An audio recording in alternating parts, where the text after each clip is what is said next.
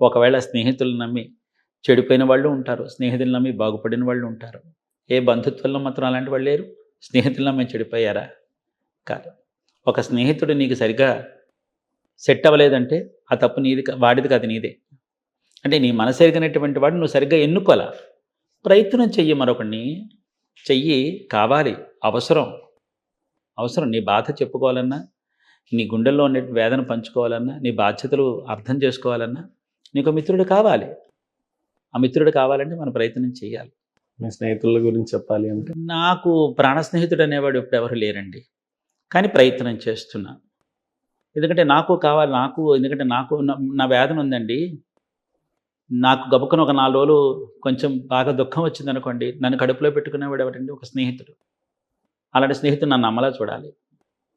దా ఇలారా అనంత 4 రోజులు ఉంది కదా నా దగ్గరికి రా అని ఆదరించగలగాలి.